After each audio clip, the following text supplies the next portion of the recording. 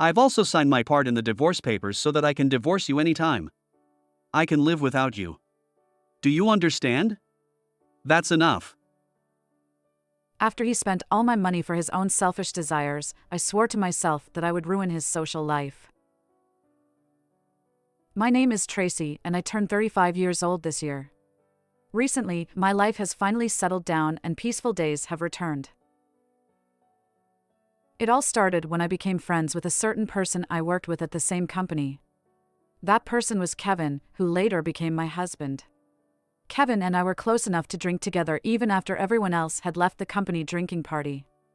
That day, too, after the company drinking party was over, the two of us were having an after party and we asked each other who we like.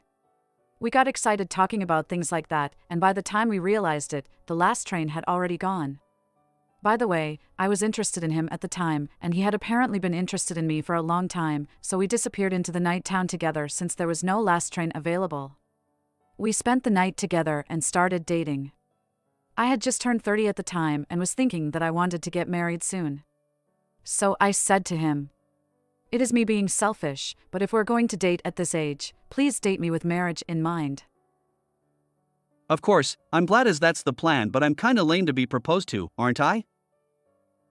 We said it laughing at each other. Since we started dating, we went out for drinks together after work and went on trips using paid leave, and so on. Then one night, he made a reservation at a restaurant with a slightly luxurious night view. After finishing the meal, he took out a ring and proposed to me. I kind of guessed it, but I was very happy. At a later date, after we had both families meet and report to people at work, we got married a month later. We were blessed by everyone at work, and both my parents and I cried and were very happy at the same time. After we got married, we rented the house and lived there together, but my parents suggested that they would support us in having a brand new house built. When I asked where the money came from, they said that they had been saving money for me since I was a child for the future. Then they apparently had planned to use that money for the house to be built when I got married. I also wanted my own house in the future, so I was very happy. From then on, I carefully chose the interior and exterior so that I wouldn't regret it, and when I made up my mind, I asked my parents to get it done. Then, 2 years after Kevin and I got married, he told me, I want to quit my job and start my own business. What do you think about it, Tracy? This is not just my problem. "I'm not going to quit my job, but if you want to start your own business, I'll support you, and of course I'll help because we are a couple." I was a little anxious about it, but he said we could live with the in-laws if we became unable to make a living. Then, as he had my permission and the peace of mind of being able to live with his parents, he soon quit his job and became foreign capital self-employed. After he started his own business, he made a profit in the first year, but as the second and third years went on, his business started to be in the red. Then after all, we couldn't cover our living expenses with just my income, so I made a suggestion to him. "We should ask my parents to get a new house built because we cannot make ends meet with your income and my income, I'm sorry, but then we won't have to pay rent. I've already decided on the interior to a certain extent. It will take 1 to 3 months until the house is built if I ask them now, but in the meantime, you see, your mom told us before that we could go back to their house, so why don't you talk to them?" However, he wasn't willing to do that, saying, I've been thinking about asking for a new house for a long time.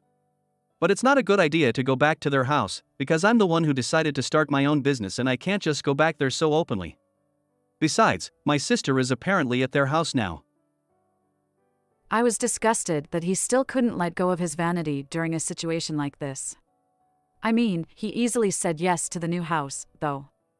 Then the next day, for some reason, he was a complete change from yesterday and began to talk like this. We're going to live at my parents' house from this weekend, so we'll have to pack our stuff and make an arrangement to leave this house. It was so out of the blue, so I asked him what happened. Then he apparently called his mom after I went to bed to see if we could move in with them for a while. Then she allowed us, apparently. So I also asked my parents about the new house and we prepared to move in with my in-law. From what my husband told me, they said they would welcome us generously, so I decided to take their word for it until the new house was built. At the time, I had no idea that this was the beginning of hell. After completing the procedure to cancel the contract for the current house, we headed to my in-laws' house. However, when we arrived at their house, the situation was strange. My husband said they would welcome us generously, but I felt they had a different vibe. For some reason, my mother-in-law and sister-in-law were staring at us. I felt a bit uneasy and asked them both, did I do something wrong? Is it still bothering you? Then they gave me a cold shoulder. It was a short time, but a new life began in an awkward tension. Living with my in-law was really tough. I was hated by my mother-in-law and sister-in-law, and they said something sarcastic every time something happened. When I was relaxing at home on my day off, my mother-in-law said, "You were able to make a living thanks to my son's earnings, but you are really laid back, aren't you?" What are you talking about, Mom? I earn more than Kevin. Then my mother-in-law and sister-in-law said, "Why do you tell a lie like that? He said that you guys don't have enough money because of you." How can you tell such a lie? I don't think you can complain, and you're lucky enough that we let you stay here. They somehow thought that I don't have money, so I asked my husband why they think that way. Apparently, he said to them, We can't make ends meet as Tracy earns less. I'm trying hard, but I can't do it anymore. This explains why the two of them stared at me when I arrived at their house. I asked him why he told them such a lie. Look, I didn't want to worry my mom and sis, and it would be lame to tell them that I failed when I decided to run my own business on my own, wouldn't it? What the heck? I understand he doesn't want to make them worry, but his excuse of saying it's lame doesn't make sense. My mother-in-law and sister-in-law apparently think that all the living expenses we pay to them now also come out of my husband's wallets. So it all makes sense that they are sarcastic and keep away from me when I am at home relaxing. They also have heard that the new house will be built with his money apparently, and they are ready to move in together when it's built. I don't understand this either. My parents are the ones who are paying for the new house. I was getting more and more confused, which drove me crazy.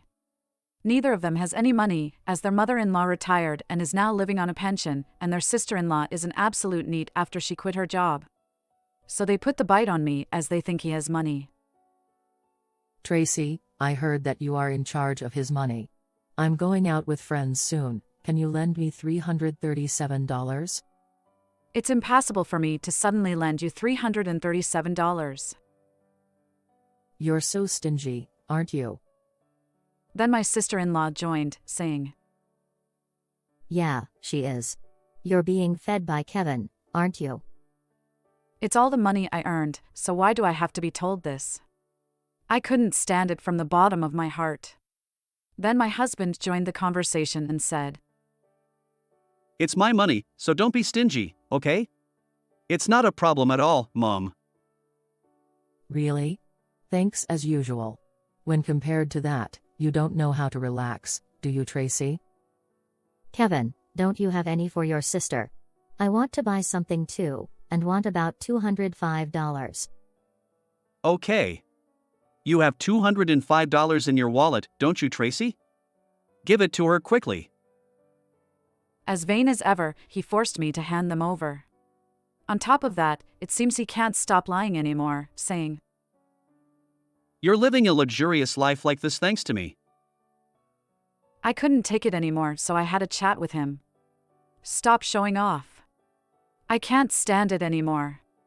At least, make it look like you borrowed it from me and write an IOU. Lately your stingy attitude gets in people's hair. IOU? I'll write it down for you. It's just a piece of paper, so it doesn't mean anything. You miss the money that much? Don't say things that don't make sense, like miss money. How much of my salary do you think you've spent? What? If you're going to go that far, do you want a divorce? I've even signed my part of the papers so that I can divorce you at any time. I can live without you. Do you understand? That's enough? Look, I wrote you an IOU. You're making too much fuss just because I spent only $3,375 of your bonus. When he said this, he threw the IOU at me, showing divorce papers, as if to say it was my fault. He doesn't show any signs of remorse at all. He said only $3,375, but we've only been at my in-laws for about a month. They spent my summer bonus. I could have just divorced him, but I decided to stay. Because my mother-in-law and sister-in-law still think I've been able to live on my husband's money. I wanted them to go to hell after showing the reality of the fact that my husband is spending my money as if it was his own. Then I started preparing for my revenge. First, I looked for the divorce papers that my husband had signed. Surprisingly, I found it easily. I signed my part and registered it to the city council and sneakily completed the divorce. Next, I told my husband that the new house would be completed soon and made him start preparing to move into the new house. The completion date I gave him at that time was of course a lie, it's already finished. My mother-in-law and sister-in-law seemed to be very happy with the new house. I tried my best to hold my laughter back when I saw my husband with a smug look, as if to say it was all thanks to him. He didn't even know that I was already divorced from him. I can't wait to see what kind of expressions those three jerks will have on their faces to accept this reality later on. I asked my father to put the house under his name, because if it was built under my name, it would be a problem with property division when I got divorced. My father informed me that the new house was completed, so I gradually moved my belongings into the new house. After I finished moving the last of them, I left my in-laws' house without saying a word. The new house is very comfortable, and both the interior and exterior are perfect as expected. I got so excited and spent the whole day inside the house while thinking that the smell of a new house is really nice. Then I received a phone call from my ex-husband at night. Hey, whereabouts are you now? Why do I have to tell you that? Don't be ridiculous. There's no your stuff left, like your bank book or anything. That's my stuff, so it's none of your business. You should thank me for the divorce papers you had signed, because I signed them and registered. That's about it. We're no longer related as we're divorced. Bye now. Hey, what do you mean? I don't accept that. Hey. I hung up while listening to his voice. I rejected the call from him because he kept ringing. Then I slept well in my new home that day. Since then, life in the new house was very comfortable, and I've been having fresh and pleasant mornings every day. I was grateful that my parents had saved money for me and helped me with that whole mess, so I invited them to my house for a party that day. My mother and I cooked together in the built-in kitchen. When the food was ready and the three of us were just about to make a toast, the intercom rang. I can guess who has come. When I looked at the intercom image, it was a trio of my ex-husband, ex-mother-in-law, and ex-sister-in-law. How did you find this place? You didn't answer the phone, so I followed you after work and found that your new house is all ready. From today onwards, we'll be living here together. Anyway, unlock the door. Then, my ex-mother-in-law showed up. Listen. This house was built with Kevin's money. It doesn't belong to you. You're even a wife who has no money. You should stop doing this. Now unlock the door quickly. Well, I'll now let you know, first of all, the money I was giving you guys was money I earned. That idiot over there was trying to show off and saying, thanks to him, but it was all my money. I have the proof here as an IOU. Besides, I'm already divorced, so we're no longer related. Then, my ex-husband turned up with a smug look. Hey, I'll admit that we're divorced. And I'll admit that you paid for all the money so far, including the money for this house. But you know what, this house was built with your money during the marriage. So when we get divorced, I get half of the money you paid to build this house as part of the property division. If you don't want to leave this house, pay it off now. I guess you tried to trick me, but think before you act. Well, this house is under my parents' name, and it was built with their money. I don't know what made you come across that idea, but the house built with their money won't be reflected in the property division when I divorce. Don't you know that? And thank you for admitting everything with a smug look. Now I'm going to hire a lawyer and claim the IOU and also all my money you've spent without permission. Then, my ex-husband fell to his knees on the spot, voiceless. After that, my ex-husband, ex-mother-in-law, and ex-sister-in-law became discouraged, making a fuss outside, so I called the police, explained the situation, and had them taken away before it became a nuisance to the neighborhood. As all the evidence was available on the intercom with a recording, I wasn't interviewed in detail and wasn't asked to come to the police station, so I went back inside the house to carry on the party. I then hired a lawyer to settle the matter with my ex-husband. The details were to agree to pay the amount owed and to agree to stay away. If he turns up in front of me again, he will be arrested immediately. Immediate arrest was due to the fact that the way he identified my new home was considered stalking. A stay-away order against the people in my ex-family was also issued. I heard through the grapevine that my ex-husband has not been able to run his business well since then, and that all he has is increased debt. After divorcing me, my ex-husband and ex-mother-in-law no longer had access to the money they always asked me for, and their lives became increasingly difficult. Eventually, they sold their family home and started living in a shabby apartment. I feel like they are really getting what they deserve.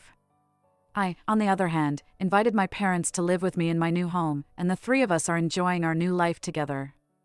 I want to continue to live happily with my family, taking care of my parents well. How did you like this story? Please subscribe to the channel. See you in the next video.